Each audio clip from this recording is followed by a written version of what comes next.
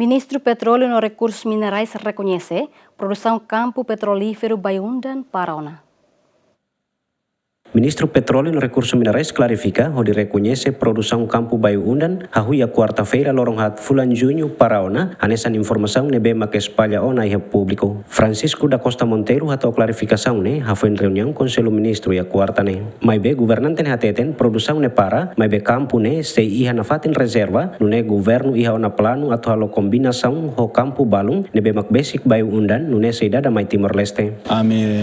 Amutuk ho Timor Gap, ho Parcesos Balbalo, inclui a discussão moço Santos, tu haré tok forma hanusa para que a produção ida agora Loriba Austrália ne hapara tia para depois ita ya tina rua, tina tolo, tina hat larane ita desenvolve fale projeto selu kita ho pipa lori gas ne gas balu ida ya Baiundan ne rasik o judit niang ho sel-sel ni tetawa mutu kita lori maiha parte norte.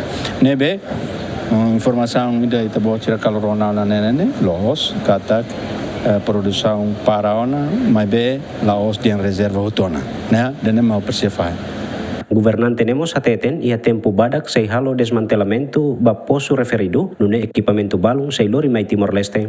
Mas ao fiar katak Santos sei programas Lubukida, ida produção para mas bem ser atividades ida emabolo de decommissioning, desmantelamento, balu, tem se começa a dar com a Fiat kata serviço nais balu ainda ba, bele continua contribuir para o processo de desmantelamento né, mas se lá liu tem que ser então para a tarefa de forma sire futuro né atual desenvolvimento campo né e a programa Lubukida balu selori mai tibar depois maka mostia nene tutia balu lori filfaliba fatim beusida atual Memboleh disposal permanente.